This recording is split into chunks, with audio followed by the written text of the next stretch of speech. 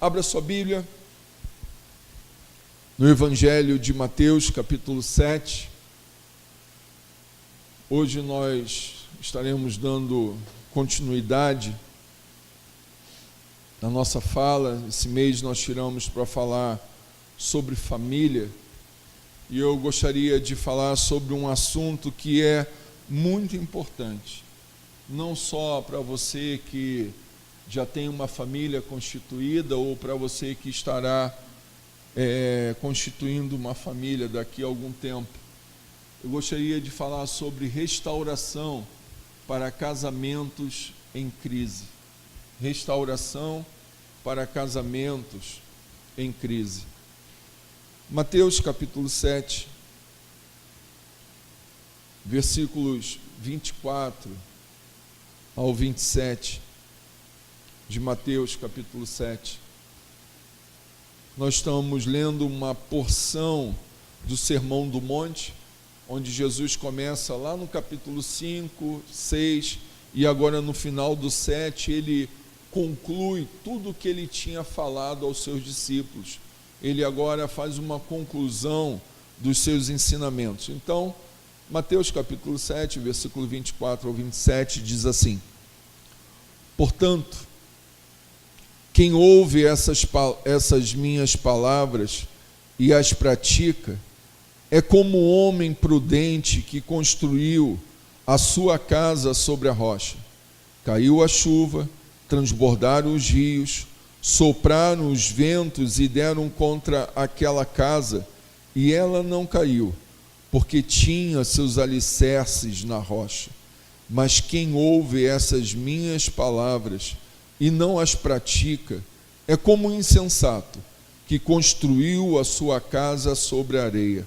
Caiu a chuva, transbordaram os rios, sopraram os ventos e deram contra aquela casa, e ela caiu, e foi grande a sua queda.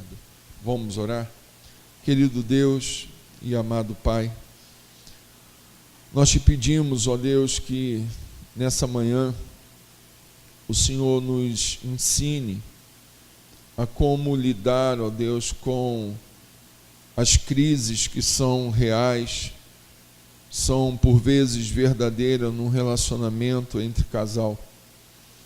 Pedimos, ó Deus, que nessa manhã possamos nos submeter à Tua palavra, ouvi-la, ó Deus, de bom agrado, de fazer, ó Deus, com toda a instrução que vem do Senhor, seja armazenada, ó Deus, sobre o nosso coração e praticada no dia a dia.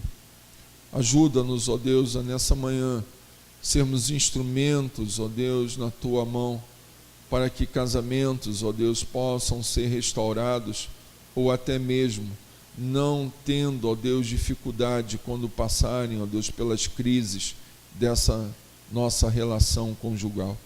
Ajuda-nos, ó Deus, nessa manhã.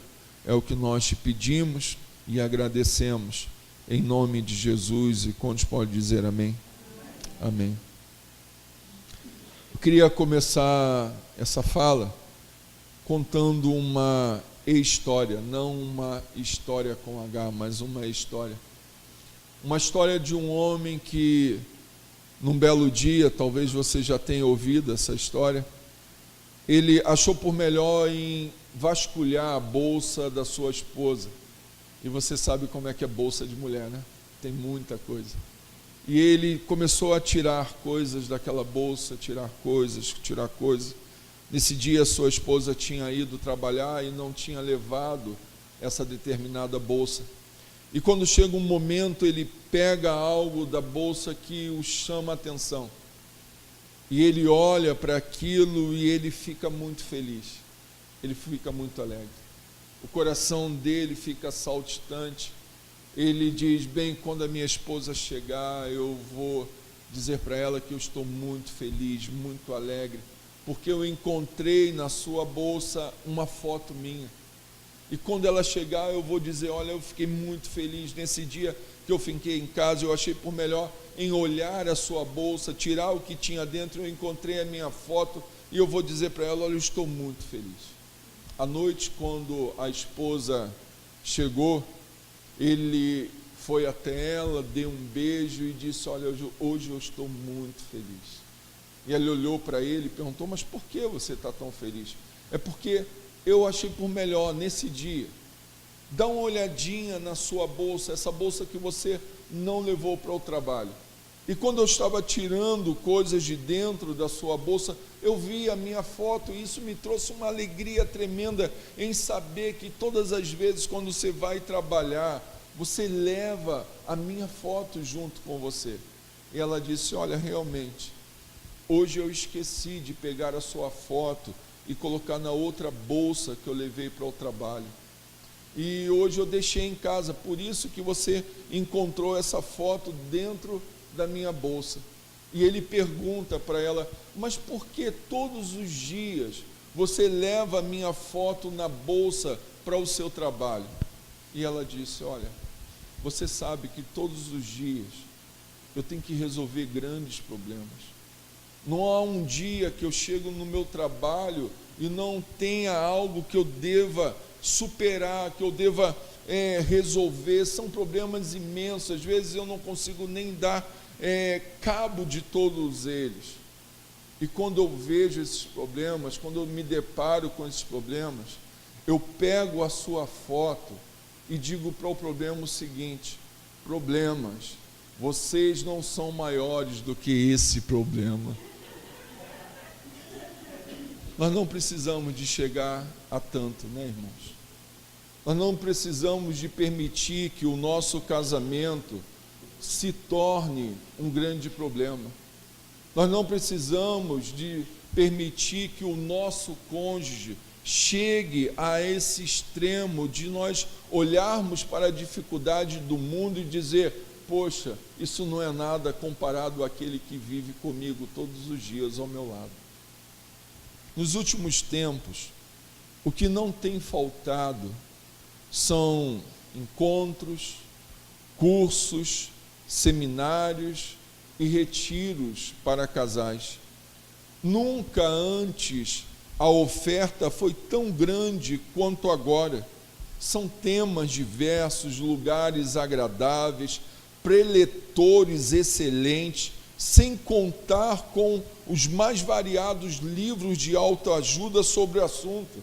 Você vai numa livraria evangélica, tem lá 7 passos para um casamento ser feliz. Ou então você encontra outros títulos lá, 10 estratégias para maridos maduros. Então, o que não tem faltado são coisas nessa área para que o relacionamento do casal vá muito bem. Mas apesar de tudo isso, nós sempre conhecemos casais que vivem a vida conjugal sem gosto, em constante guerra, quando não chegam ao extremo da separação e do divórcio. Existe um autor americano chamado John Piper.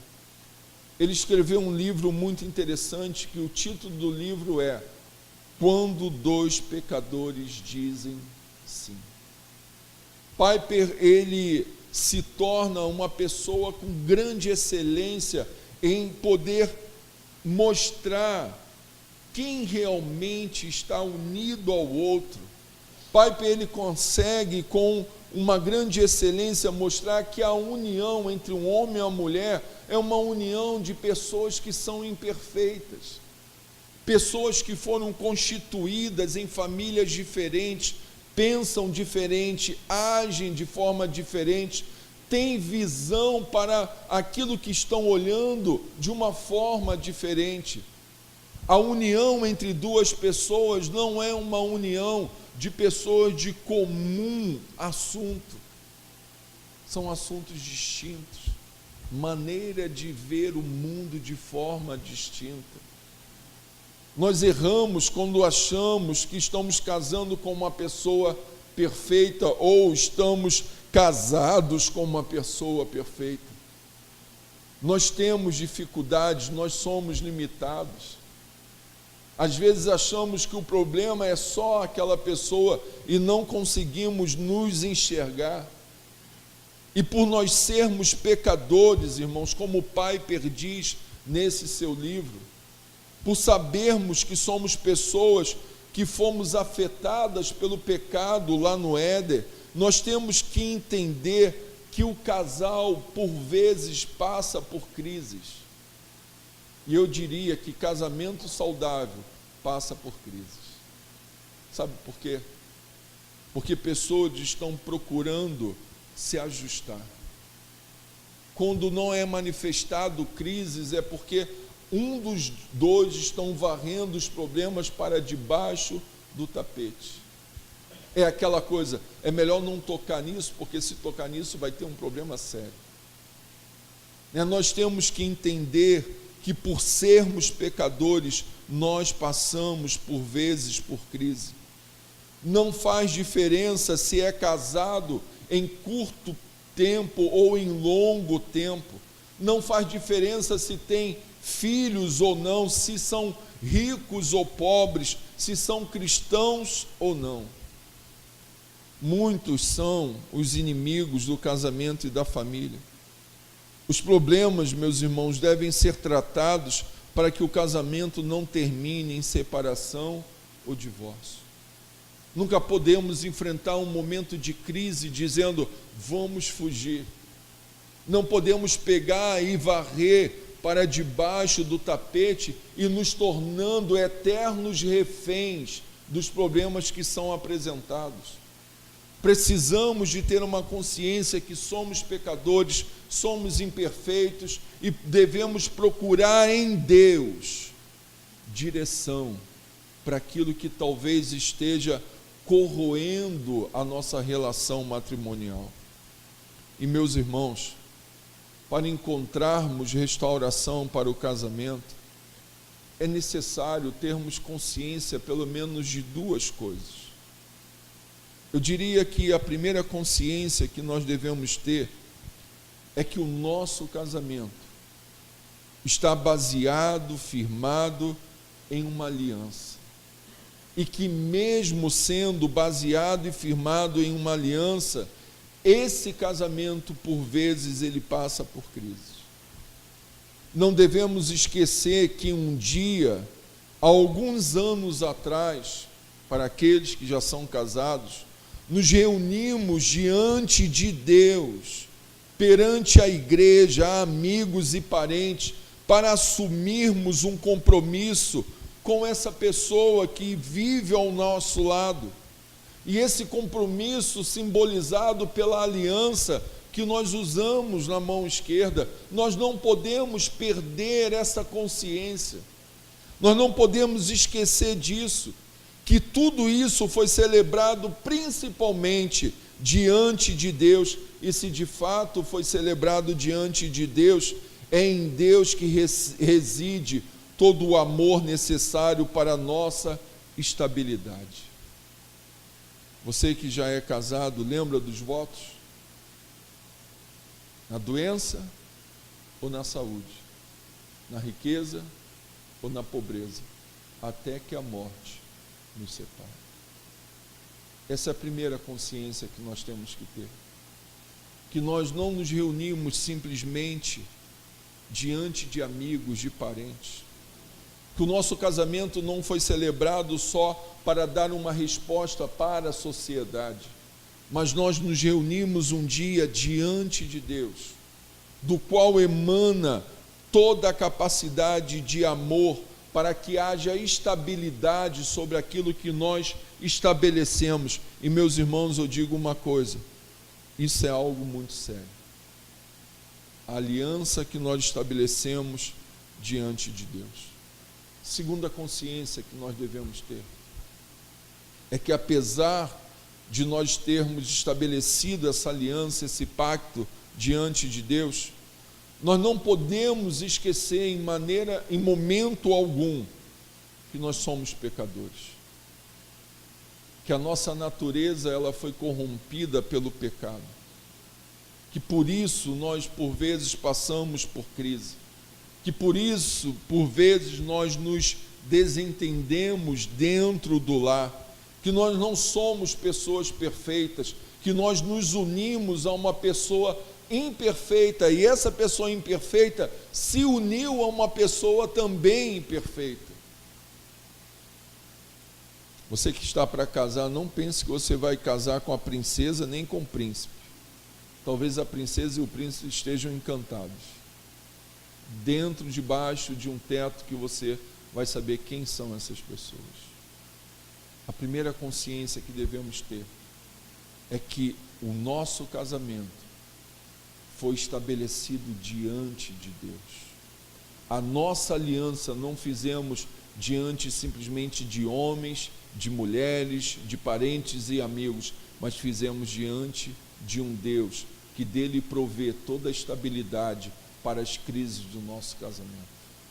Segunda coisa que devemos ter em consciência é que nós somos pecadores. Meus irmãos, não devemos ignorar os problemas pensando que o tempo os resolverá. Às vezes nós lidamos com os problemas no casamento, dizendo, não, com o tempo isso aí resolve. Com o tempo isso aí se autoajusta. Nada na vida é autoajustável. Precisa de haver inserção, vontade de pessoas para que as coisas se encaixem. Não pense que aquilo que você está observando, com o passar do tempo, vai encontrar o lugar devido, não. A tendência é que a coisa cresça.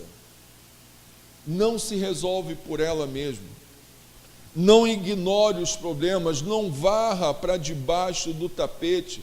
Não diga, é melhor não tocar nisso, porque se tocar a coisa talvez se torne pior. Não, precisa de ser ajustado. Indiferença, frieza, apatia, essas coisas vão sutilmente minando o relacionamento do casal, sem que nós percebamos claramente. Começa a indiferença a surgir, começa a frieza a surgir, começa a apatia a surgir, e os sinais quase sempre são os seguintes: distanciamento, não há mais prazer em ter aquela pessoa ao seu lado, não há mais prazer em chegar em casa cedo, não há mais prazer em conviver com aquela pessoa. Talvez quando a pessoa saia para resolver um problema, a pessoa diz assim, puxa, que bom, estou sozinho. Os sinais também se manifestam através de brigas. Qualquer coisinha é um motivo. Pequenas coisas é um motivo. Uma toalha esquecida na cama já é um motivo. Uma comida um pouquinho com menos sal já é um motivo. Pouca intimidade são sinais também. Palavras rudes, palavras que machucam o outro, palavras que são ditas sem pensar, que às vezes nos refugiamos dizendo assim, não, mas esse é o meu jeito de ser, se você quiser é assim, acabou. Esquecemos que isso é fruto de indiferença, de frieza, de apatia, de coisas que nós jogamos lá para o lado e não tratamos. Nos tornamos reféns dessa coisa, ouvimos, nos machuca, mas não tratamos, não falamos. Não podemos esquecer, irmãos, que temos a Deus que nos conforta, fortalece e ajuda. E devemos recorrer a Ele e aos seus ensinamentos quando percebemos esses sinais. Sinais de frieza, de apatia, de indiferença, de distanciamento, de pouca palavra, de palavras rudes. Precisamos de nos voltar a Deus e pedir a Ele direção para isso. Me permita fazer uma pergunta nessa manhã. Você não precisa de me responder, responda para você mesmo. Como você tem sentido o seu casamento nos últimos tempos? Existe alguma situação que aflige, que atormenta, que entristece ou que te revolta? Se a pergunta é sim, eu diria que o caminho é buscar aconselhamento cristão. Não qualquer tipo de aconselhamento. não a colega do trabalho que já está prestes a se divorciar, não o amigo lá que vive de aventuras, não pessoas que não têm como a Bíblia o padrão de existência, mas se você está passando por esse momento talvez de aflição, de entristecimento, de revolta, algum tipo de coisa que está atormentando o seu casamento, é necessário buscar ajuda, aconselhamento cristão. Provérbios capítulo 24, se você puder ir junto comigo. Provérbios capítulo 24.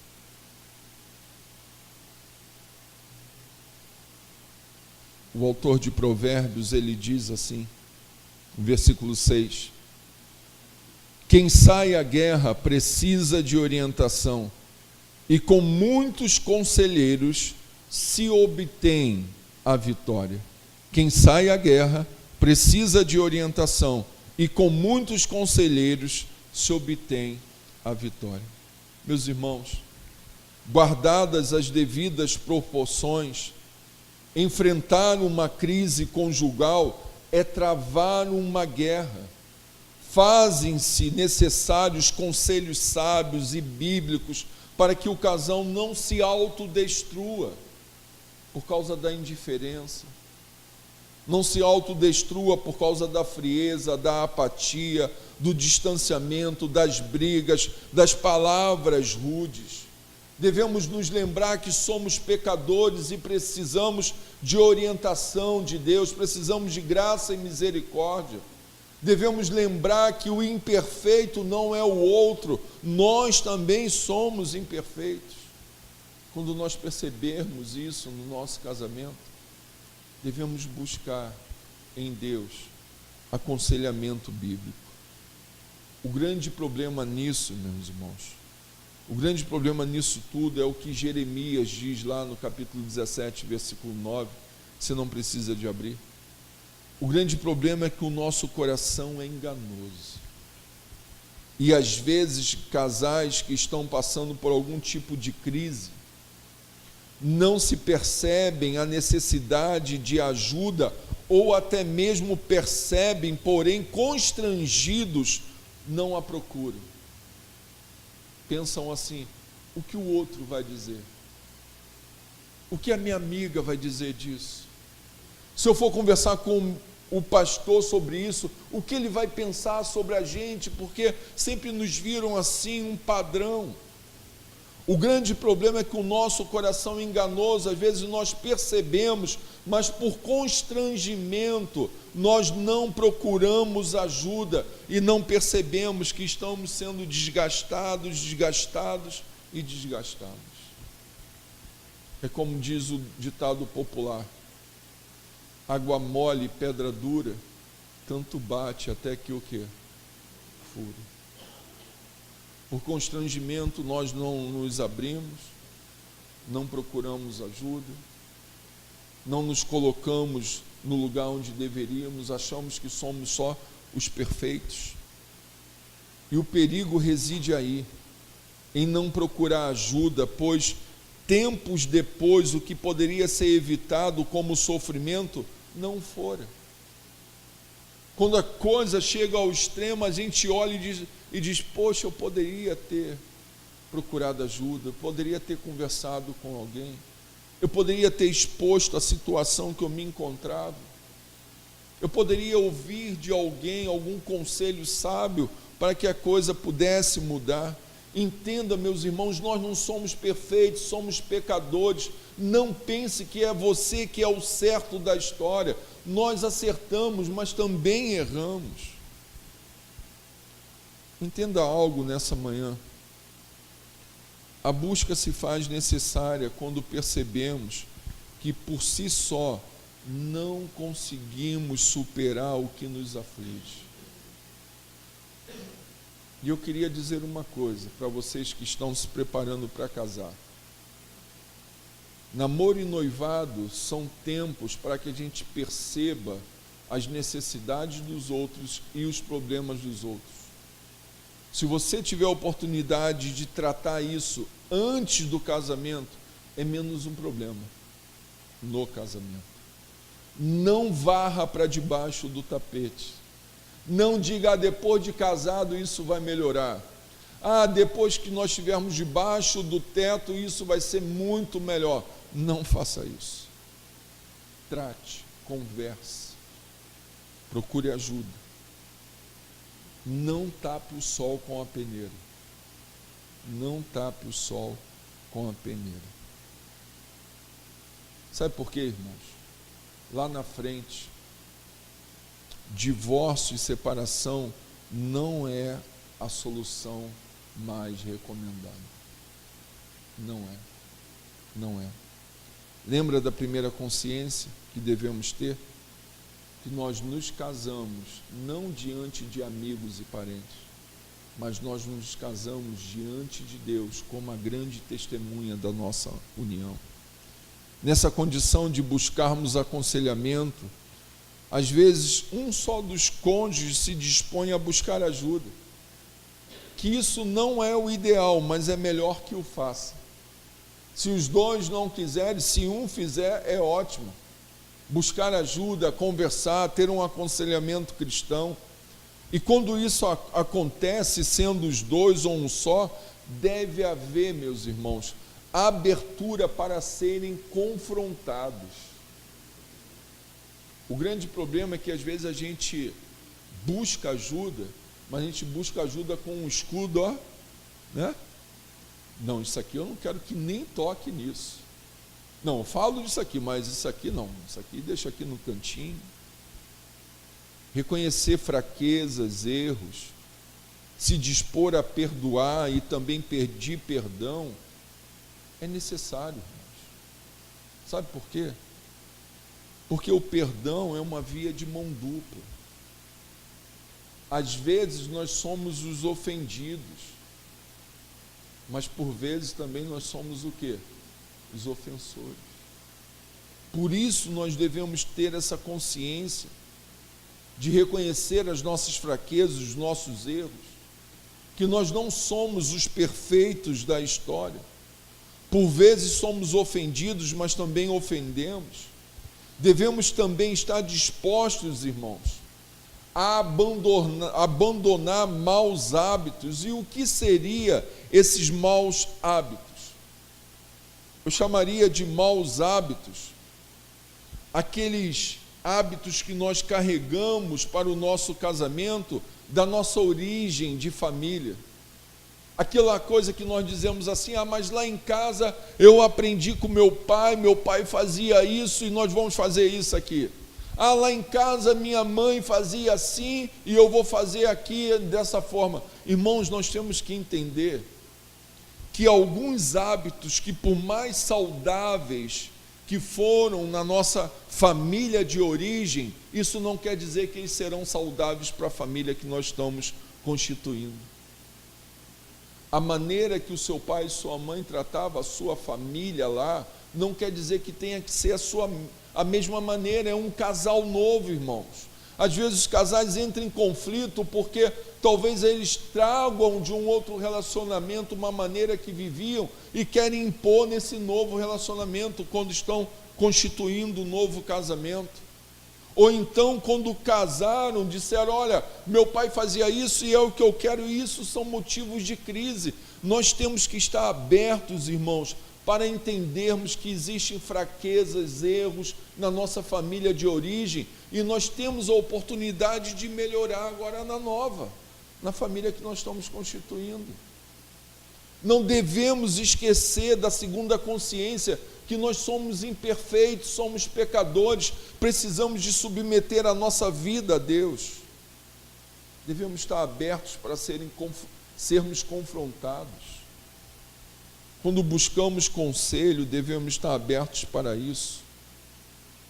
Creia que Deus pode usar pessoas idôneas para acompanhar vocês e ajudá-los em meio às crises.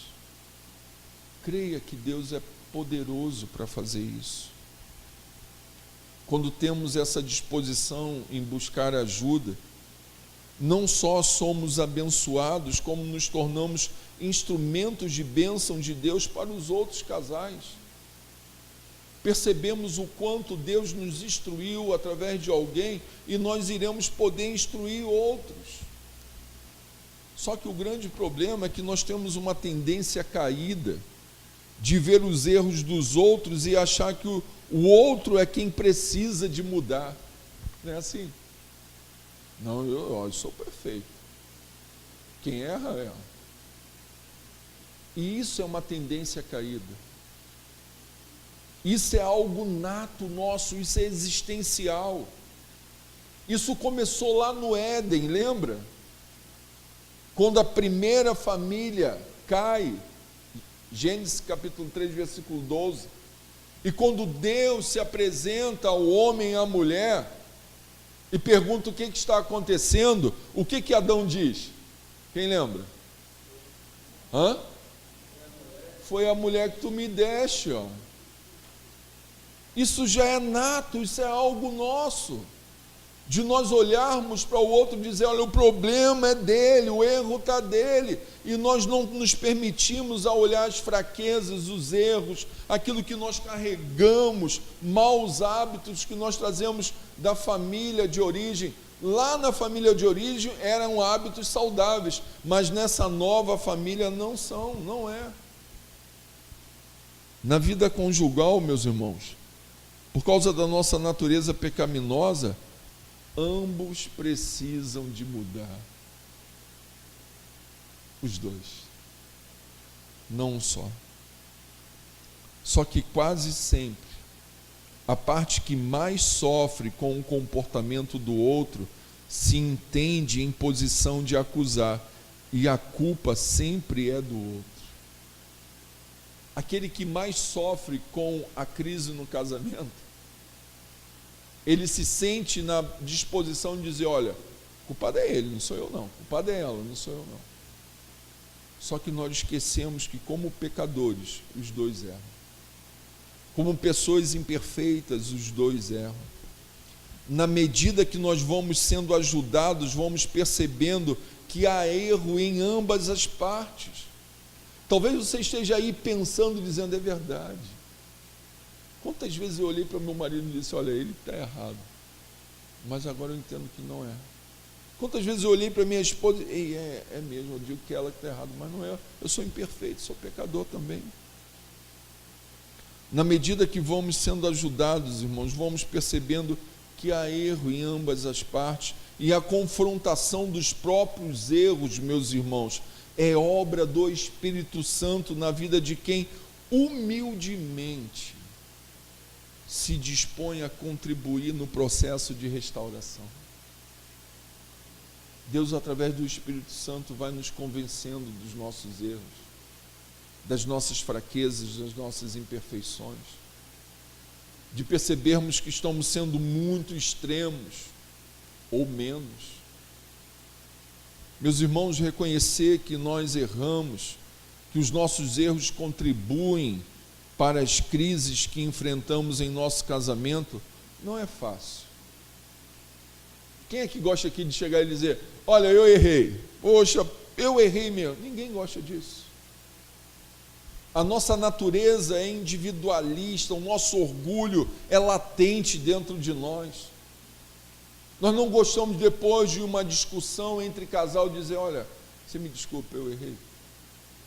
Nós não gostamos disso. Mas nós precisamos de nos submeter a Deus. Precisamos que a obra do Espírito Santo nos convença através de humildade. Reconhecer que erramos contribui para que nós possamos enfrentar as crises do nosso casamento. Para que isso aconteça, é importante, irmãos, termos essa conscientização, saber que precisamos de nos submeter a Deus, para que Deus possa agir nessa medida. Não adianta olhar o erro só do outro. Não adianta achar que só o outro erra, que o culpado é ele. Pois isso demonstra, quando fazemos isso, nos submetemos a Deus, isso demonstra a obra sacrificial de Jesus na cruz nos capacitando para tanto. Quando por algum momento estamos passando, a gente chega até a pessoa e diz: olha, é verdade, eu tenho errado, me perdoa. Não é me desculpa não, é me perdoa. Porque perdão é muito mais do que uma desculpa. A desculpa às vezes pode ser dada para fugir do problema. O perdão é algo que alivia a alma, meus irmãos. Me permita falar uma coisa, e preste atenção nessa manhã.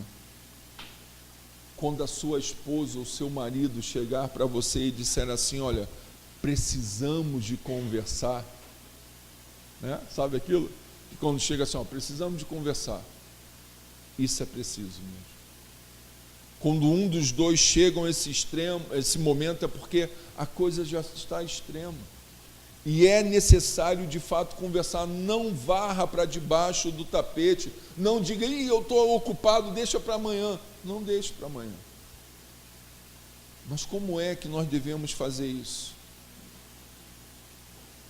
Encorajados, com coragem, amor. Porque só assim haverá facilidade para que um e o outro seja confrontado. Se nós não tivermos coragem de falar o que precisamos de falar e ouvir o que nós precisamos de ouvir em Deus, não é em pé de guerra, não é em meio ao furacão, vamos agora, não. Mas se nós não tivermos coragem e amor para sermos confrontados, se nós não tivermos dispostos para reconhecer que há erros, nós nunca iremos abandoná-los, irmãos. A tendência da coisa é só crescer. Não se resolve por ela mesma. Posso fazer mais uma pergunta? Você me permite? Qual foi a última vez que você reconheceu os seus erros e pediu perdão? Para que essa restauração aconteça, nós não precisamos só de saber que somos pecadores imperfeitos. Nós não precisamos só de ter consciência da aliança que nós fizemos diante de Deus, num dia que nós chamamos casamento, matrimônio sendo estabelecido. Para que nós possamos ter restauração no casamento, nós não podemos ter simplesmente a consciência das crises, que todo casamento saudável passa por momentos de crise. Não podemos pensar só nisso. Para que haja restauração, meus irmãos, nós devemos ter a convicção também que há necessidade de perdão mútuo e reaprender a amar. Perdão mútuo, perdão entre as partes e reaprender a amar. Deixa eu dividir isso. Deixa eu falar primeiro sobre o perdão. Perdão não é algo fácil. Não é algo que você espontaneamente oferece. Perdão é fruto de algo que aconteceu com a nossa vida e marcou. E para exercermos perdão, precisamos de tratar aquela condição que há dentro de nós. Perdão é uma capacidade que vem de Deus, é uma capacidade divina. A nossa ira, a nossa chateação, a nossa inconformidade com o nosso cônjuge, aquilo que nós ouvimos, que nos chateia, aquilo que faz com que a gente se torne irado, aquilo que a gente olha e nós ficamos inconformados, tudo isso, como diz Tiago, capítulo 1, versículo 20, não produz a justiça de Deus sobre a nossa vida. Produz a nossa justiça. Quando nós nos chateamos, quando nós nos inconformamos, quando nós nos sentimos irados, não produz a justiça de Deus sobre nós, mas a nossa própria justiça. Sabe por quê? Quando nós estamos chateados com o cônjuge, irados, inconformados, nós pensamos logo em vingança. Pensamos logo em pagar com a mesma moeda, dar o troco. E é só por meio de Jesus atuando em tudo isso que nós já falamos, que nós aprendemos a perdoar o outro, meus irmãos. Que nós não guardamos dentro de nós, que nós não ficamos esperando a oportunidade para pagar com a mesma moeda quando estamos passando por crise. Quando nós nos submetemos a Deus, nós entendemos que a justiça vem de Deus e ela apazigua toda a ira que existe dentro de nós. Não esqueça de algo: quando somos ofendidos e não perdoamos, ficamos como pessoas presas ao ofensor. Pense bem na sua relação matrimonial, naquilo que um dia aconteceu com você e você não perdoou. Toda vez a lembrança vem à mente. Toda vez que acontece alguma coisa, você se torna cativo a essa situação. O perdão, meus irmãos, é libertador. Quando perdoamos, nos tornamos livres. E perdoar a si próprio também não é fácil. Não é fácil. Mas precisamos de fazer isso. Somente Deus, em sua infinita graça, é capaz de nos ajudar nessa tarefa. De olharmos para aquela pessoa que está ao nosso lado e por alguma palavra rude, por algum desinteresse que marcou a nossa vida, nós nos sentirmos dispostos a perdoar. Posso fazer mais uma pergunta? Qual foi a última vez que você perdoou o seu cônjuge? Há algo que você ainda tem de perdoar? Não responda a mim, responda a você mesmo. Agora vamos pensar sobre o amor. Nós vivemos uma sociedade quando casais passam por crise, a primeira coisa que vem na mente da pessoa é: acabou o amor. Não tem mais como viver porque eu não sinto mais nada por ele, por ela. Não tem mais como compartilharmos os mesmos pensamentos porque eu não amo mais essa pessoa, eu não sinto mais amor por ela. Isso é o que a sociedade diz. Em 1 Coríntios capítulo 13, versículo 8, Paulo vai dizer que o amor jamais acaba. O amor jamais acaba. Como diz as Escrituras, Deus é amor, e todo amor que provamos nesse mundo, ele emana de Deus, de um Deus que é eterno, justo e amoroso. Então, como lidar com isso? Como nós podemos encontrar resposta para essa sociedade que nós vivemos, que quando o casal passa por crise, a primeira coisa que eles dizem é: bem, acabou o amor e é por isso que nós vamos nos separar, é por isso que nós não temos mais como nos conciliar. Se a Bíblia diz que o amor jamais acaba, então aonde está esse amor? Preste atenção no que eu vou dizer. Quando casais passam por problemas de crise, a tendência é que essas crises façam com que o amor seja redirecionado. O amor ainda existe, mas nós redirecionamos o amor. Por causa das crises, nós redirecionamos o amor para o trabalho.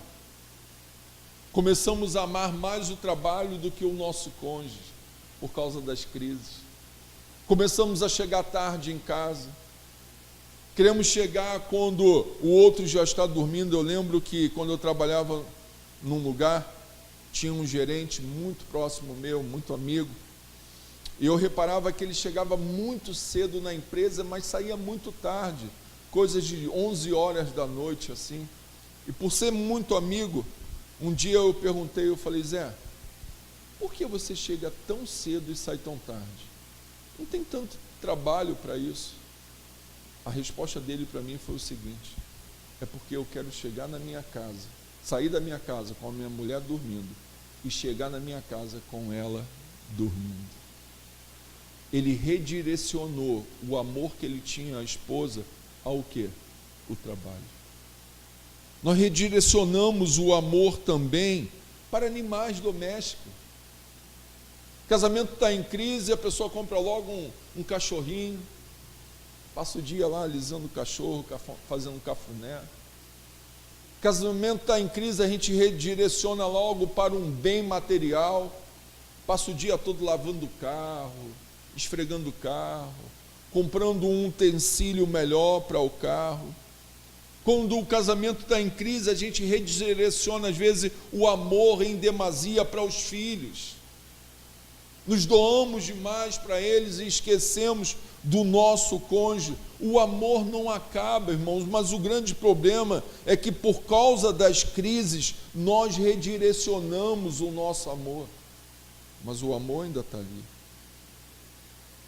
E o que acaba ocorrendo com isso? Pessoas cada vez mais carentes de amor, mesmo as casadas.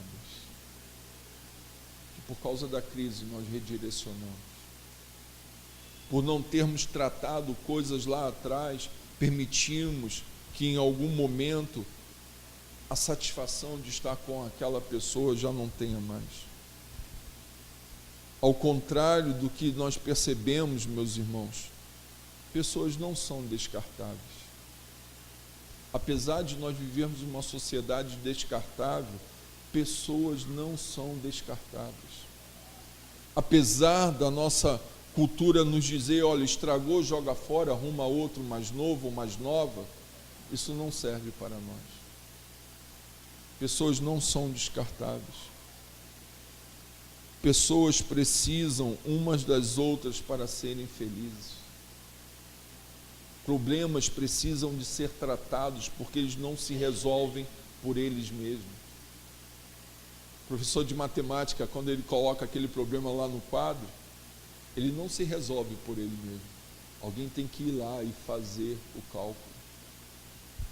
Vivemos numa sociedade que dizem que o tempo é escasso para conversar, que os muitos afazeres e até os filhos minam o amor, mas isso é uma grande mentira, irmãos.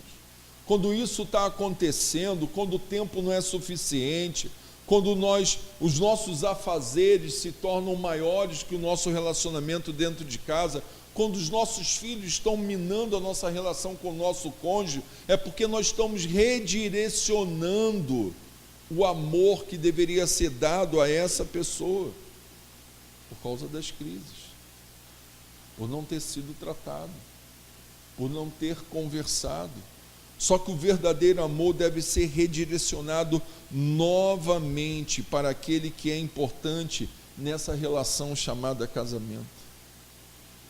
O verdadeiro amor vai além de pressões e da mesmice. O verdadeiro amor. Sempre se pode, meus irmãos, amar mais, ou tornar a amar, pois todo o amor emana de um Deus justo e eterno.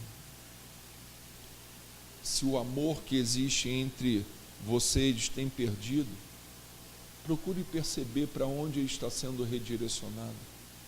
Procure perceber qual é o problema, qual é a crise que está acontecendo, que está fazendo com que isso aconteça.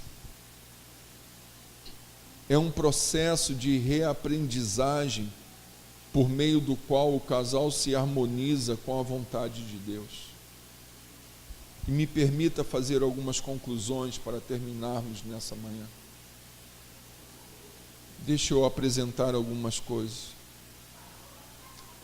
Primeiro, para todo casamento em crise, há solução e superação. Não importa qual seja o motivo da crise. Reconheça os seus erros. Reconheça as suas fraquezas. Converse. Coloque isso claro. Não varra para debaixo do tapete. Segundo, se hoje você não consegue ver uma solução no final do túnel para o seu casamento, peça ajuda.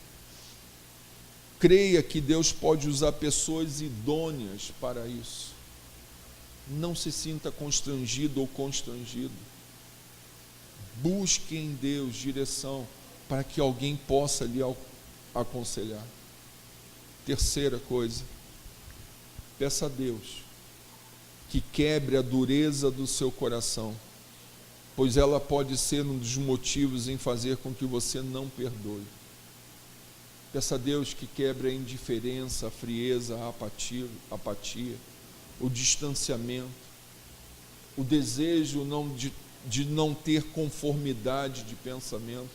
Talvez isso seja a dureza do nosso coração, como diz Jesus em Mateus, que muitas das vezes são os motivos do divórcio. A dureza do nosso coração, o esfriamento, o pecado e as nossas imperfeições. Em quarto lugar, que nós possamos crer que Deus é o autor do casamento. E sendo assim, Ele é capaz de restaurar e conceder vários anos de união, até que a morte nos separe.